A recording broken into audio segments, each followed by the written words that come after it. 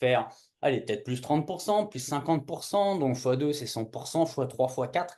Pourquoi, plus 30 ou pourquoi fois 4? Parce que tout dépend de l'endroit où on se trouve, d'accord? Parce que si on fait aujourd'hui, on fait, 30 000, 40 000, 50 000, la marge de progression, elle est énorme. Si on fait déjà 300 000 400 000, il y a une marge de progression, certes, mais au-delà d'un demi-million, en étant tout seul, c'est compliqué. Félicitations à toi de miser sur ta croissance et celle de ton entreprise. Alors avant de commencer, j'aimerais quand même me présenter. Je m'appelle Yann Raoul, j'ai 48 ans, je suis né en France et je vis au Canada depuis 17 ans. Et tu vois, puis je vais te tutoyer. Quand tu me quand tu me contacteras, tu me tutoieras aussi, ça brise les barrières, c'est quand même vachement plus cool. Aussi loin que je me souvienne, j'ai consacré toute ma vie professionnelle à l'immobilier et depuis donc 1997 comme agent et depuis une quinzaine d'années dans mon rôle de coach. Et en fait, je suis intimement convaincu que derrière chaque porte se trouve une histoire. Et mon rôle, c'est d'aider les agents immobiliers à devenir les gardiens de ces histoires. Alors, mon objectif, c'est de leur donner les moyens, de te donner les moyens de développer un business qui soit solide et de devenir vraiment des experts capables de guider les clients, tes clients, vers un foyer où ils pourront être heureux et épanouis. C'est ce qui m'anime chaque jour, ça fait partie de mon histoire. Grâce à des formations pratiques comme celle que tu es en train de suivre, du coaching personnalisé pour ceux qui veulent aller encore plus loin, ou simplement le contenu de mon blog qui t'apporte vraiment de la valeur. Et j'accompagne justement ces agents pour qu'ils automatisent, optimisent, maîtrisent leur métier, mais vraiment à un niveau supérieur. Mon approche permet de structurer votre travail pour que vous puissiez vous concentrer sur ce qui compte vraiment. Euh, Aider des clients à prendre des meilleures décisions. C'est aussi simple que ça. Et ce que je fais en fait, c'est bien plus que de donner des outils. J'accompagne les agents immobiliers dans une véritable transformation d'eux-mêmes et de leur business. L'un va pas sans l'autre. Finalement, vous ne contentez plus alors simplement de vendre des maisons, de vendre des biens. Vous accompagnez des familles dans la création de leur propre bonheur et puis le vôtre. Et en fait, c'est ensemble que nous bâtissons des fondations les plus solides pour ensuite monter tous les étages de votre business, tant pour vous que pour vos clients. Je vais te partager ma vision, mes méthodes et aussi l'expérience d'autres agents que j'accompagne. C'est vraiment up-to-date, c'est vraiment d'actualité. Donc là, tu es vraiment baigné dans la réalité. Alors, moi, ce que je te dis, c'est laisse-toi guider, vas-y à ton rythme et sache une chose, garde ça bien en tête là, c'est que je suis là pour t'épauler, pour que tu puisses avancer avec confiance et sérénité. Tu pourras me poser des questions et je prendrai le temps d'y répondre personnellement. Une fois de plus, bienvenue à bord et on commence tout de suite. C'est parti. Donc là, moi, je me suis concentré sur les 80% de la présentation comme si on était tout seul. Et à la toute fin, je vais vous donner des éléments d'effet de levier qui sont autres que les systèmes, parce qu'après, il faut aussi faire rentrer des gens, parce que sinon, on pète en vol, hein. De toutes petites choses hein, qui permettent d'améliorer les choses petit à petit. C'est comme rajouter, vous voyez, comme une chaîne de vélo sur la roue arrière, là, que finalement, il y a des effets démultiplicateurs mais auquel on ne pense pas. Et moi, jusqu'à ce que j'aille chercher des ressources dans d'autres domaines que l'immobilier, je ne les connaissais pas non plus. L'objectif du jour, c'est justement que vous ayez une prise de conscience sur le bénéfice des toutes petites choses et de quelle façon ça va démultiplier l'ensemble avec certaines stratégies, 3 4 5 hein, par volet. Vous voyez, il va y avoir 4 grands thèmes, 5 stratégies par thème. Et toutes ou à peu près toutes, il y en a au moins 80% qui sont facilement, qu'on peut mettre facilement en place, franchement, même avant la fin de l'été. J'ai volontairement été dans la simplification, focus sur l'été, justement pour se nourrir, réorganiser son bise. Moi, je fais la même chose où je prends le temps d'analyser les choses en profondeur, même si je le fais toutes les semaines, mais plus sur l'opérationnel, je dirais, à 7 ou 30 jours. Là, j'y vais vraiment deep, en profondeur. Donc, je vous montre ça. Et donc, volontairement, j'ai pas chargé la mule sur la présentation. C'est pas de vous gaver, c'est d'aller dans l'interaction. L'idée, c'est de l'échange et que à la fin, vous prenez une idée, deux idées, trois idées qui vous ont vraiment impacté et que vous allez mettre en place là maintenant et que au fur et à mesure, en ayant déterminé ces axes de focus, vous allez avoir des questions cette semaine, la semaine prochaine, les autres semaines, et que moi, si je peux vous encourager à me poser des questions pour que je puisse y répondre, si je peux vous donner envie de poser des questions, bah franchement, j'aurais gagné ma journée. Est-ce que tous les agents que je coach le font? Non. Par contre, ceux qui le font, bizarrement, ça marche mieux pour eux. Donc, je me dis qu'il y a peut-être quelque chose d'intéressant que j'ai pu raconter. Les deux, trois premières slides, c'est vraiment pour arriver à vous faire comprendre qu'il y a une espèce de pensée linéaire et qu'il y a un réflexe de plein d'entrepreneurs, je dirais autant dans notre domaine de spécialisation que dans d'autres, ce qu'on appelle la pensée en silo. C'est que si on regarde les sphères qui sont à l'écran, c'est comme si le service client, c'était un département qui est à un étage d'un building, qu'il y a au dernier étage, il y a un autre département qui serait le marketing, hein, qui est au sous-sol, c'est les rendez-vous, et puis qu'il y a un trésorier business cash, argent, qui travaille lui carrément dans un autre immeuble. Chacun travaille de façon isolée et qui ne se parle pas. Chaque département voudrait faire des trucs de ouf, mais chacun dans son coin, mais qui n'ont pas pris conscience, chaque département n'a pas pris conscience que chaque chose a un impact sur les autres. Vous voyez, comme l'effet domino, d'un tout petit domino minuscule qui est capable d'en exploser un qui fait 100 kilos. Mais il va y avoir plusieurs petits dominos. Ou comme mon histoire de braquet de vélo qui fonctionne aussi comme ça.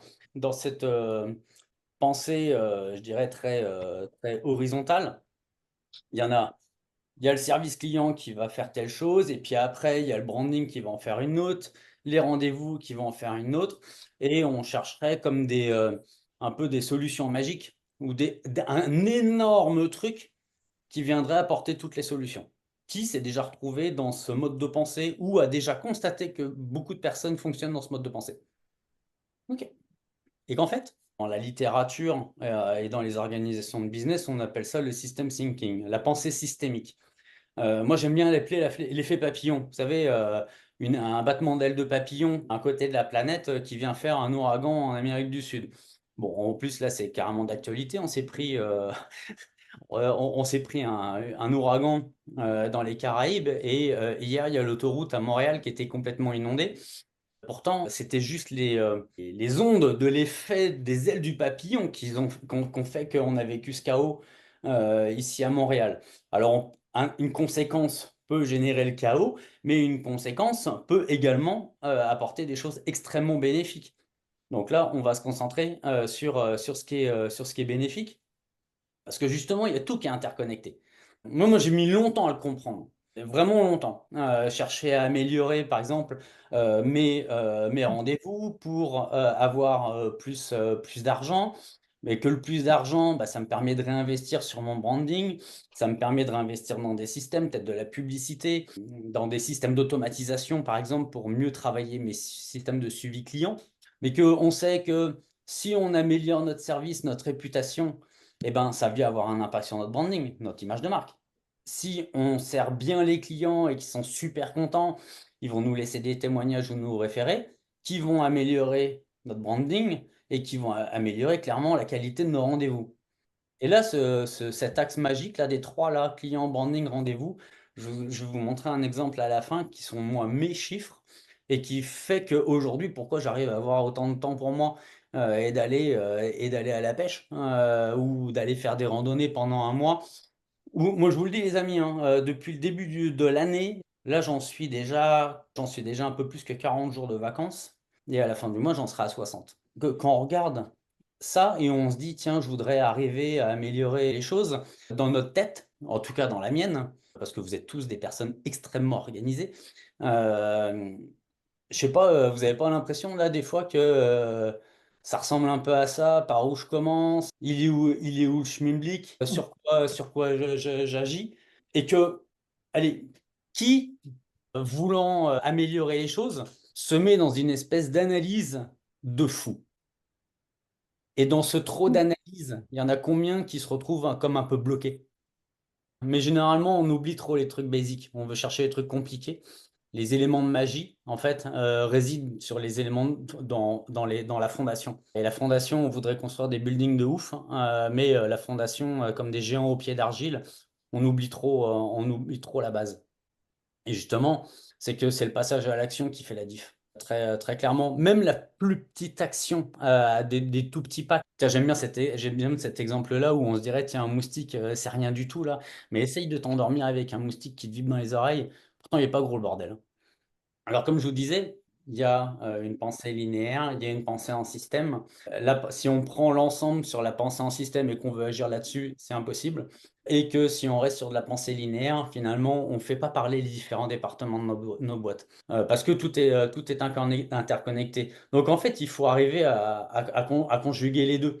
De ces différents départements, mais de saisir que ces différents départements vont avoir des conséquences les uns sur les autres.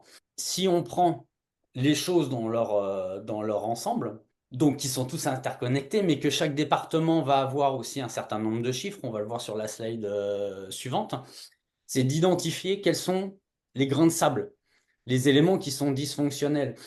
Alors, quels sont vos plus gros points de douleur du moment? Parce qu'on peut avoir un certain nombre de choses de façon intuitive, on peut faire confiance à son intuition, et il y a également des données simples qui vont nous permettre d'agir.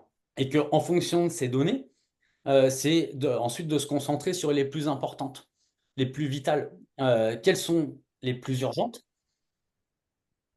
Mais ensuite, et là, c'est cette ligne-là, elle est ô combien importante là, temps, facilité de mise en place, budget. Si on a une idée, combien de temps ça va nous prendre?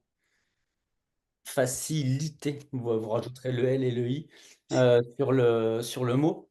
Le temps que ça va prendre, est-ce que c'est facile à mettre en place en termes d'action, de connaissances qu'on a déjà, de systèmes qu'on a déjà à notre disposition, et de combien ça va coûter? Moi, ce que j'ai appris au fur et à mesure que j'ai mis en place tous ces systèmes sur les 10 dernières années, c'est que les choses prennent beaucoup plus de temps que ce qu'on l'avait imaginé, que c'est souvent plus compliqué à mettre en place, hein, que ce qu'on avait imaginé, et puis ça coûte beaucoup plus cher que ce qu'on avait imaginé. Et c'est pour ça que là, je me concentre aujourd'hui sur des choses qui sont simples et que vous pouvez, si vous le décidez, mettre en place avant le 1er septembre. Et sur l'action, agir, les tout petits pas. Je reviens pas sur Compostelle, mais vous voyez bien qu'avec des tout petits pas, on peut faire des grosses distances. Si on attend, je vous le dis très sincèrement, arrête de chercher que tout soit parfait et de tout savoir avant de lancer les trucs. C'est prends un élément que tu as mis en place, lance-le, évalue le résultat et ensuite améliore. Ces tout petits pas et cette amélioration continue fait une différence phénoménale. Et la dernière ligne, et qui est peut-être la plus importante, c'est combien, et puis moi le premier, hein, mais par contre, j'ai arrêté là. C'est je me lance sur un truc, je me lançais sur un truc, j'ai consacré du temps, et puis après, comme je sais pas moi, un écureuil qui a vu une étoile filante, je passe à autre chose. Mais j'ai pas terminé le truc. À qui c'est déjà arrivé? Si on consacre du temps et de l'argent sur un projet qu'on est en train de mettre en place, on le pense jusqu'au bout. Parce que sinon, on a perdu notre temps, on a perdu notre argent et on ne bénéficie jamais des résultats. Si celle-là, vous pouvez la retenir, gardez-la. Moi, ça a littéralement changé la phase de mon entreprise et également ma vie privée. À la fin du mois, par exemple, je pars dans les Caraïbes et il y a un truc que je vais commencer et que je vais poncer jusqu'au bout, c'est quand j'arrive à l'hôtel, je mets le téléphone dans le coffre, je l'éteins et je ne serai pas joignable pendant 7 jours. Et ça, croyez-moi, là, à partir du moment, et là on s'éloigne du travail, mais on est le moteur de notre business. Et si le moteur il est cramé, ça marche plus. D'aller jusqu'au bout des choses, c'est ultra puissant. Quelle est la dernière chose pour votre business que vous avez commencé à mettre en place, vous avez travaillé dessus, et que c'est toujours dans votre tiroir aujourd'hui, que ça n'a jamais été lancé et que ça a pris la poussière? Génial. Ça me fait penser à une conversation que j'ai avec une de mes clientes il y a 2, 3 mois que j'aide dans son lancement d'entreprise, que pas du tout dans l'immobilier. Je lui ai posé la question, elle te plaît pas, mais cette action, cet axe de communication, Est-ce qu'il est fait pour te plaire ou est-ce qu'il est fait pour plaire au client? Et est-ce que tu as déjà fait quelque chose où tu étais extrêmement fier de l'ensemble de ce que tu avais réalisé et qu'une fois lancé, tu te rends compte, oh merde, ça leur plaît pas. Tiens, je te donne un exemple très concret où là maintenant, par exemple, je publie tous les mardis ma newsletter et je reprends la newsletter d'il y a 2 mois et j'ai demandé des feedbacks à quelques personnes de façon très pointue. Et franchement, j'en étais super fier de ma newsletter, hein. Je l'avais travaillée, c'était carré. Et ben tous m'ont dit, elle est trop longue. Tout de suite, à partir de là, toutes les newsletters suivantes, je parle de 2 choses. Le thème du moment que j'ai créé dans la semaine et un rappel sur celui qui est un peu plus en vogue dans l'instant. Et ben, j'ai augmenté de 10% le taux d'ouverture des mails et de ceux qui cliquent dans les mails, de ceux qui passent à l'étape suivante. Si j'avais continué sans avoir aller chercher le feedback, il y aurait toujours eu cette frustration chez ma clientèle cible, mais je l'aurais pas su. Je dis ça, je dis rien. Prends ce qui est bon. Oui. C'est qu'est-ce qui résonne pour nous, hein, et de poser action.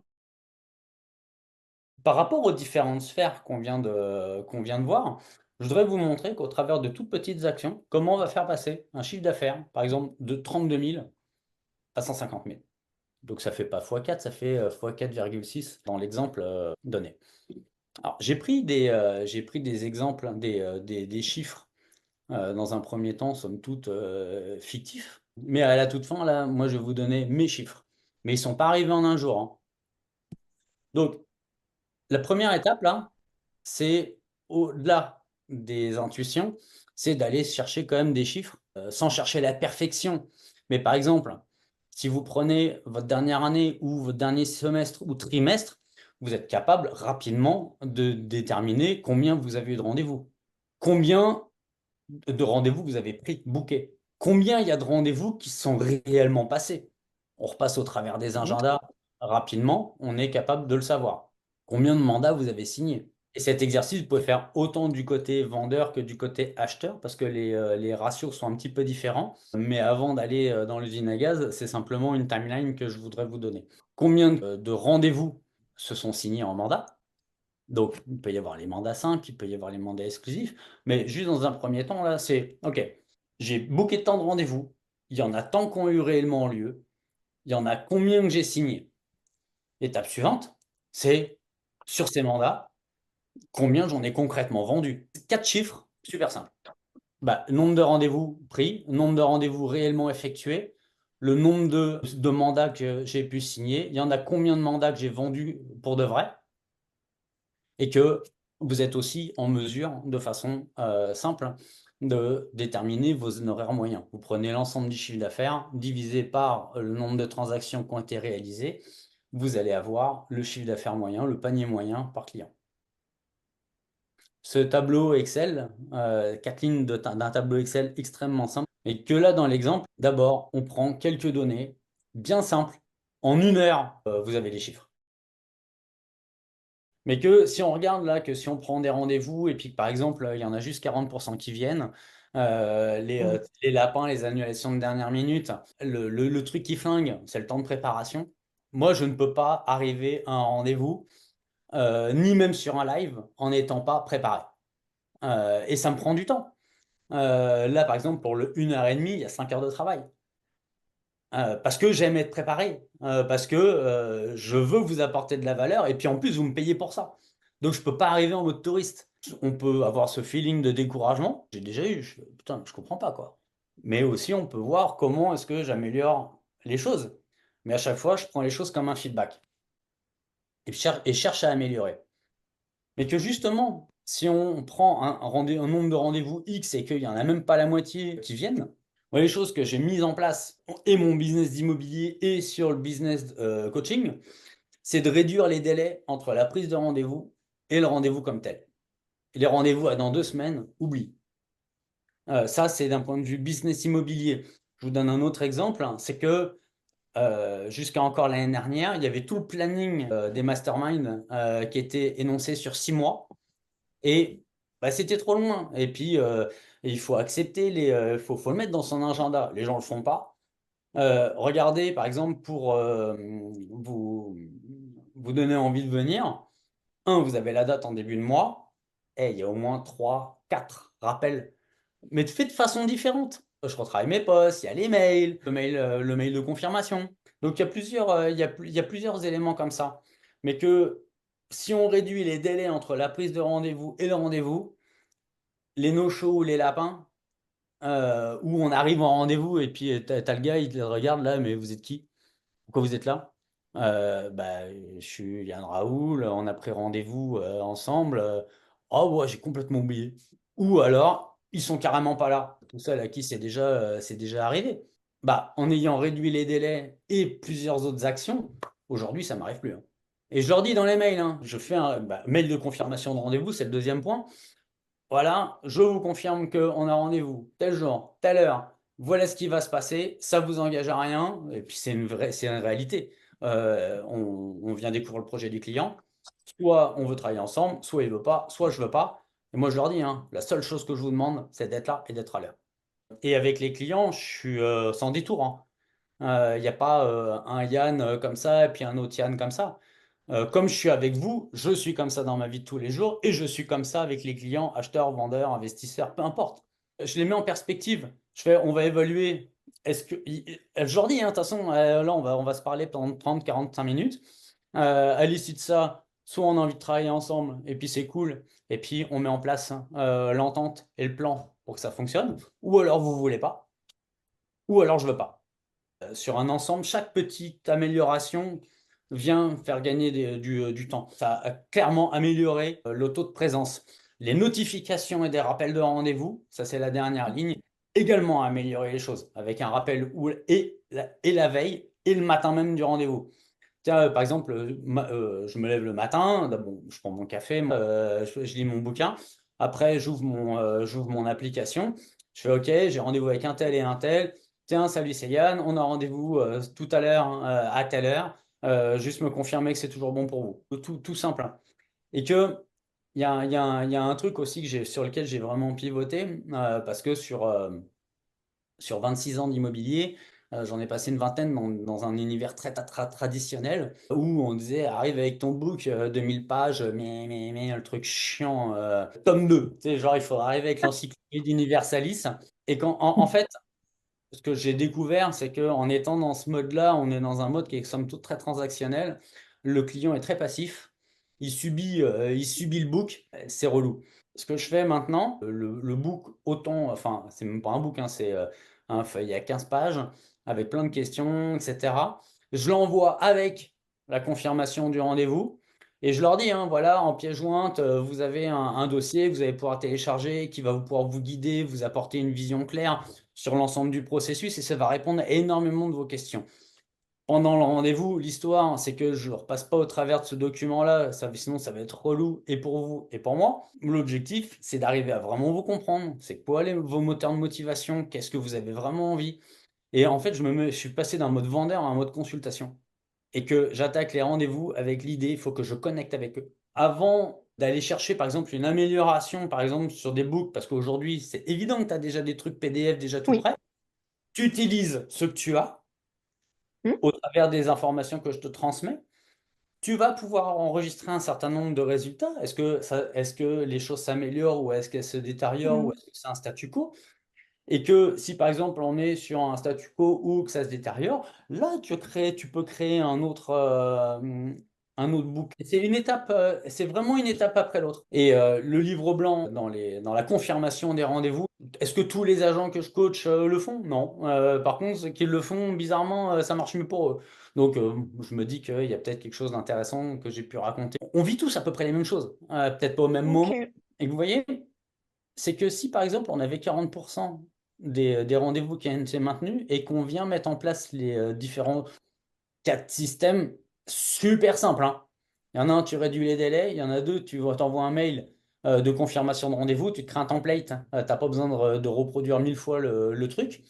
Un livre blanc, tu utilises déjà ce que tu utilises, et puis notification de rappel de rendez-vous, soit tu l'automatises, soit ne serait-ce que j'envoie un truc. Et si par exemple, on vient améliorer de 40 à 60% le chiffre d'affaires, et sans avoir bougé le reste, hein, vient de passer de 32 000 à 48 000. que si on a 75% de présence au rendez-vous, on vient quasiment déjà de doubler le chiffre d'affaires. Avec le même nombre de rendez-vous, hein. J'ai rien bougé d'autre, hein. Juste cet élément-là. Au départ, 40, ok, vous êtes peut-être passé à 45, 50, 55, 60. Aujourd'hui, vous êtes à 70. Très bien. Comment je vais pour chercher 80, 85% de présence au rendez-vous, 90? Je sais pas, ça vous parle? Est-ce que, en ayant fait ça, on a comme révolutionné la galaxie? Non. Juste quatre trucs tout simples, mais que par effet systémique, on vient d'avoir un impact là, sur le chiffre d'affaires. Entre je me fais poser 60% de lapin ou je me fais annuler en dernière minute, et puis là, le cerveau, il commence à péter un câble. On est dans la voiture. Excusez-moi, je ne vais pas utiliser des mots très corrects. En disant, mais putain, bâtard, hein, sérieux, il manque de respect total. Ou on va mettre ça sur la tête de l'autre. Mais que si simplement de ce fait-là, ok, il a oublié, il n'est pas là, peu importe la raison, qu'est-ce que je peux mettre en place pour pas que ça arrive? Ou que ça arrive moins? Il n'y a aucun système qui fera 100%, hein. Quatre trucs tout simples. Le book, si on n'en a pas en PDF, ça prendra plus de temps que les autres. Mais les trois autres stratégies, c'est même pas avant la fin de l'été, c'est avant la fin du mois. C'est facile à mettre en place. Réduire le délai des rendez-vous. Qui trouve ça compliqué? Envoyer un mail de confirmation du rendez-vous. Qui trouve ça compliqué? Notifier au client pour lui rappeler qu'il y a un rendez-vous. Qui trouve ça compliqué? Un livre blanc en PDF. Qui n'en a pas? Cool. Vous pouvez le faire. Après, est-ce que vous allez le faire? C'est votre décision. Maintenant, on a au moins X mandats qui sont signés au cours de ces rendez-vous. Alors, on va voir à la fin de la présentation que ce taux de conversion va pouvoir s'améliorer de façon organique avec certaines stratégies. Mais si aujourd'hui, par exemple, sur les 20 rendez-vous qu'on a réellement effectués, ici, il y en a 40% qui se signent, ça fait 8 mandats de signer. Là, pour arriver à améliorer ces choses-là, moi, ce que j'ai mis en place, et puis que d'autres agents ont mis en place, c'est de passer d'un mode consultation versus book relou, d'arriver vraiment à me concentrer sur la personne. Et ça a fait toute la différence, hein. Au départ, là, la première fois que j'ai fait comme ça, là, je suis arrivé, j'étais vraiment pas confortable.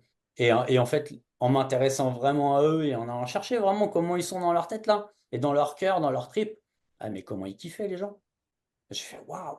Les autres trucs hein, aussi, moi, qui m'ont beaucoup aidé, c'est la compréhension psychologique des gens. Est-ce que c'est des fonceurs? Est-ce que c'est des blablateurs, hein, des blablabla comme moi? Des gens qui sont plutôt besoin de quelque chose d'assez standard, de, de, de rondeur dans leur relation? Ou est-ce que c'est des blocs de glace comme les bleus? Et en fait, d'avoir appris ça, moi, ça m'a aidé aussi à m'adapter. Parce que on va pas s'adresser aux gens de la même manière. De comprendre très rapidement, même quand je suis au téléphone, rapidement, on est quand même, si on est habitué à ça, de déterminer, ok, est-ce que c'est droit au but, est-ce qu'il faut que ce soit cool, est-ce qu'il faut que ce soit avec quand même un petit pot de rondeur, ou alors est-ce qu'il faut des données? On est quand même capable rapidement, même au téléphone, de se faire une idée. Adapter le discours et la façon d'amener les choses, moi, ça a transformé la tronche de mes rendez-vous. Ce que j'ai appelé l'équilibre décisionnel des forces en présence. C'est le trois trucs. Soit on veut travailler ensemble, soit tu veux pas, soit je veux pas. Que quand on arrive en rendez-vous, on peut avoir tendance soit à se mettre comme putain, j'espère qu'il va vouloir signer le mandat. Et puis le client, il est là, de toute façon, je vous préviens, je ne signerai pas d'exclusivité. Vous voyez, c'est le genre de choses qui arrivent dès le début des rendez-vous, même ils nous le disent au téléphone. Et en fait, en mettant ce que j'appelle l'équilibre décisionnel des forces en présence, ça vient camper le décor direct. Moi, quand je vais en rendez-vous, je me pose plus la question, pour quelle raison je ne vais pas travailler avec lui? Donc en fait, je ne me mets pas en position de demande. Tu sais, c'est comme dans une relation, c'est court après moi et puis je te fuis. Mais que si on met les choses un peu plus à l'équilibre, bah, on a envie de trouver des solutions ensemble. Dans mes techniques de closing, c'est d'y aller en rétro-planning. Je fais OK, donc on est d'accord. Quand est-ce qu'on peut commencer les visites? Et qu'à partir de là, on va déterminer notre planning. Préparation de la maison, les photos, quand est-ce que je fais venir le photographe, etc. Je les mets tout de suite en perspective. Ah bah on peut commencer telle date. OK, j'appelle le photographe, on est OK. Boum, j'appelle le photographe et je signe le mandat juste après. En fait, de tout ce qu'on a pu raconter, exposer dans notre présentation, ou verbale, ou au travers de ce qu'on a envoyé, ou en PDF, ou avec les books plus traditionnels, C'est OK, tu sais qu'on va faire ça, on le fait. Et là, bim.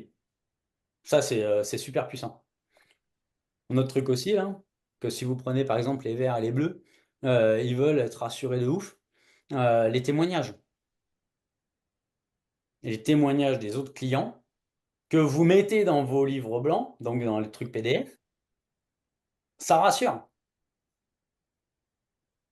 Moi, je vous donne un exemple justement sur l'équilibre des forces en présence et le test disque, et le rendez-vous le plus rouge de ma vie avec un client. J'arrive, tiens, c'était en 2015-16. Je vais pour présenter mon truc. Tiens, bah voilà ce qu'on va faire, etc. Et puis le client il me regarde, il me fait, ah non, mais c'est trop long. Et ça faisait 20 secondes que je parlais, hein. Il me fait, combien pour moi? Où est-ce que je signe? Je fais, tant pour toi, montant de mes honoraires, signe là. Il est signé. Il fait, maintenant, on va faire ton boulot. C'est pas forcément les meilleurs rendez-vous que je préfère. Au niveau de relation, c'était une catastrophe. Mais si j'étais resté campé sur je vais faire le rendez-vous comme ça et que je m'étais pas adapté à lui, jamais on signait. 7 jours plus tard, la maison elle était vendue. Le gars, il voulait juste pas se faire chier avec moi, quoi. Et puis, il a été bon, hein. Il s'est pas fait chier avec moi. Des choses pour arriver à améliorer ces points-là, donc qui sont dans cette colonne-là, de faire des roleplays, par exemple, avec des collègues, ou la vidéo, mais des vidéos pour soi, hein. Ou par exemple, vous enregistrez vos conversations téléphoniques avec une caméra qui est en face de vous, pour arriver à identifier, OK, où est-ce que ça a bloqué. Ou alors, par exemple, si on est peut-être plus novice dans le métier, et encore que, donc le shadowing, donc d'être accompagné par quelqu'un.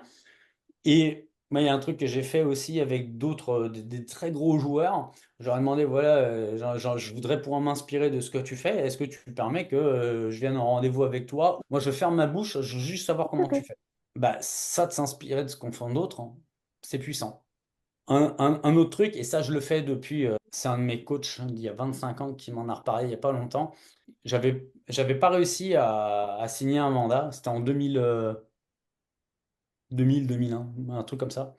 Et puis il avait été surpris que j'appelle le client en lui demandant, voilà, je suis toujours dans ce désir de m'améliorer. J'aimerais savoir qu'est-ce que j'aurais dû faire ou qu'est-ce que j'ai pas fait ou comment je peux faire mieux les choses qui fait que vous auriez eu envie de travailler avec moi. Et moi, je me souvenais pas de ça, mais mon coach, il m'a dit, mais dans l'heure, tu étais en train de signer le mandat avec le client. Mais parce que j'avais pris l'initiative d'aller chercher l'axe de correction, l'axe d'amélioration. C'est comme à la fin des transactions, on envoie un sondage à nos clients, qui est bête comme chou, hein. Mais moi, ma question préférée, c'est si vous étiez le boss de ma boîte, là, qu'est-ce que vous changeriez? Pour que ce soit pile poil pour vous. Les réponses qu'on a eues ont permis de bâtir le système qu'on a aujourd'hui. C'est d'aller chercher qu'est-ce qui glitch, faut aller le chercher. Et un élément aussi, c'est de clarifier notre offre. Parce qu'il y a bien des choses qui sont claires dans notre tête, hein, mais une fois qu'on ouvre la bouche, hein, c'est le chaos. Ou alors on parle trop, ou alors on ne s'est pas suffisamment intéressé à la personne. Alors que dans une négociation face à face, on a cette opportunité justement de pouvoir nous adapter à la personne, parce qu'il y a l'interaction, chose qu'on ne peut pas nécessairement faire à l'écrit, parce qu'il n'y a pas là, il y a pas cette interaction. Mais ce travail d'une offre plus claire, moi, pendant des années, je me suis entraîné avec une peluche. J'avais une peluche devant moi, je lui parlais, c'était Scooby-Doo. Et il y avait la caméra, et puis je repassais le truc, et je me suis entraîné comme ça, mais c'était un truc de ouf. En allant travailler sur un ou plusieurs de ces éléments-là, c'est à vous de déterminer ce sur quoi vous voulez travailler. Imaginez qu'on passe de 40 à 50%, on vient de doubler. Et de 40 à 50, je ne parle pas de réussir tous tes rendez-vous. Je parle alors qu'on réussissait 4 rendez-vous sur 10, on en réussit 5 sur 10. Une petite amélioration. Pour qui ça paraît insurmontable. Cool, continue. De 40 à 50, on fait passer le chiffre à 60 000. Si on passe à 60, 72 000. Si on passe 70%, on vient de passer à 84 000. Et à chaque fois, on n'est pas sur des révolutions. Ensuite, on a signé ces mandats-là. Il y a un certain nombre qu'on va vendre et puis il y en a qui ne vont pas se vendre. Si par exemple, on vendait 20% de nos mandats, Bon, c'est pas foufou, quoi. On peut largement améliorer les choses. Mais que si on passe à 30, au lieu d'avoir 2 mandats sur 10 de vendus, on en vend 3 sur 10. On les connaît, hein, vous êtes des professionnels de l'immobilier. Signez les exclusivités. On signera les exclusivités parce qu'on a été plus clair sur notre offre et qu'on a mieux connecté aux gens. Et je peux vous assurer, il y en a bien des agents dans le coaching là, qui ont été surpris, c'est que tout le travail de confirmation de rendez-vous, de rappel de rendez-vous, etc., vous arrivez en rendez-vous, vous n'avez pas besoin de dire que vous êtes organisé, hein. Et les gens, globalement, vont aussi préférer peut-être quelqu'un peut-être d'un petit peu moins foufou et préférer quelqu'un de peut-être plus posé, plus carré. Alors, on peut être un peu foufou, mais on a le droit aussi d'avoir des systèmes pour être carré. Les gens ont besoin d'être rassurés. Exclusivité, juste prix. Alors, juste prix, certes, le principe de l'aversion à la dépossession que vivent les gens en ce moment est très handicapant. Là, on en revient sur les éléments de motivation, hein, on peut se poser la question aussi de est-ce qu'on n'a pas signé le mandat alors qu'on savait qu'il fallait pas qu'on le signe. J'ai partagé plusieurs stratégies qui sont vraiment cool, qui ont été faites de concert avec les membres du coaching, hein, sur comment signer mieux les exclusivités, surtout aussi au niveau du prix. Alors, après, je ne veux pas vous noyer là. Prenez ces éléments-là, prenez une idée, deux idées, inspirez-vous. Sur le juste prix, moi, ça a été la vraie différence, ça a été d'arrêter de leur dire voilà combien ça vaut, mais de leur faire prendre conscience combien un acheteur va être prêt à payer. Et moi, je leur dis, hein, je fais le prix que t'en veux et le prix que je pense, tout le monde s'en fout. C'est les acheteurs qui vont déterminer la valeur d'un prix qu'ils sont prêts à payer. Et puis après, là, c'est plus dans la durée, c'est les suivis puis les prix optimisés. Alors, je préfère utiliser le prix optimisé que baisse de prix. Ça fait partie des éléments clés. Et je me suis permis de mettre activation des réseaux, les intercabs. En 2015, hein, j'étais pas mal, tu sais, j'étais de côté, je représentais le vendeur et puis l'acheteur. Et que à partir de 2015-16, j'ai décidé d'arrêter d'être des deux bords. Ou je représente l'acheteur ou je représente le vendeur. D'accord? Je suis allé chercher à fond l'intercabinet. Et ben même en divisant par deux mon chiffre d'affaires, sur chaque transaction, j'ai quand même réussi à faire x4. Mais ça me permettait, moi, d'avoir ma pleine conscience que je suis là pour défendre mon client. Parce que dans mon tempérament, moi, je suis pas un médiateur, hein. Je suis plus un avocat. Et puis un avocat, des pitbull. Et c'était difficile d'être dans cet état d'esprit, d'être le médiateur, alors qu'on représente les deux. Et puis en France, et puis même quand on est dans cette dynamique-là, c'est même pas deux, c'est trois. Il y a l'acheteur qui veut les meilleurs trucs pour lui, il y a le vendeur qui veut les meilleurs trucs pour lui, puis il faut qu'on défende notre steak au milieu avec nos honoraires. À un moment donné, ça devient plus compliqué. Mais en tout cas, si un autre agent, même en dehors de votre réseau, a un acheteur potentiel pour votre mandat, ça serait dommage de s'en priver. Et que là, si vous passez par exemple de 20 à 30, tout en gardant les mêmes chiffres que j'avais donnés avant, on est passé de 32 à 90 000. Et que maintenant, si on pousse la machine encore plus loin, qu'on vend 40% de nos mandats, 50% de nos mandats, à 50% sans avoir bougé le reste, sans avoir vendu des maisons plus chères, sans avoir monté nos honoraires, on a multiplié par 4,5 notre chiffre d'affaires. Et on n'a pas nécessairement travaillé plus, parce qu'au fur et à mesure, on a amélioré notre taux de maintien de rendez-vous, qui nous coûtait du temps, mais qui n'arrivait jamais. Et ça, finalement, ce temps de gagner, on le reporte sur le travail effectif, sur les mandats qu'on a. Et puis là, on a aussi d'énormes effets de levier. Parce qu'en termes de marketing, ça ne prend pas le même temps que de préparer les rendez-vous et puis de faire les rendez-vous. Donc l'amélioration du taux de mandat vendu. Et maintenant, et je veux terminer par ça, plutôt que d'avoir commencé la présentation par ça.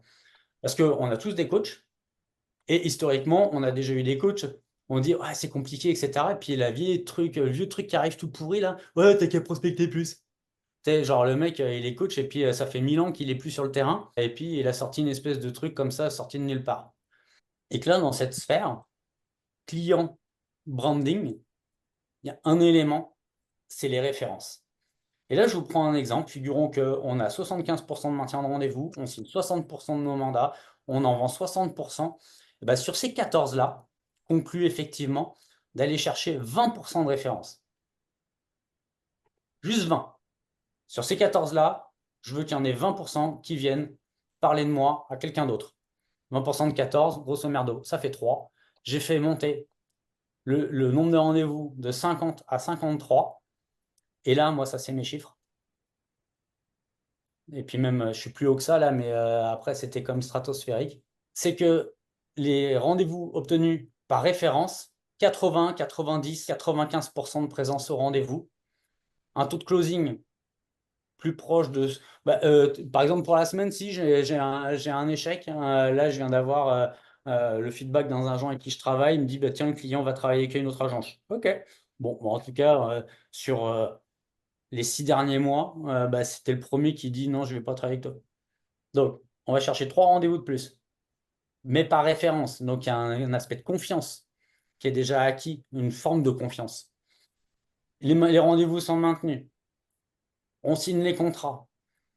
Comme il y a plus de confiance, et puis que comme c'est un tel qui m'a dit que tu étais bon et que tu lui as déjà prouvé, tu as vendu, acheté avec, etc., il n'y a plus de, comme de défiance. Il y a une confiance acquise. Et que là, il y a 60% des mandats qui vont être vendus. Que, de toute façon, cette partie-là, là, si vous voulez la faire monter, l'élément 1, c'est l'exclu. L'élément 2, mais après l'exclu, c'est le prix. Et que là, mécaniquement, là on est plus sur x4, multiplie par 15. Mais aujourd'hui, est-ce que j'ai 50 rendez-vous? Non. Bon, on est peut-être une trentaine à l'année. Et moi, ça me va très bien, hein.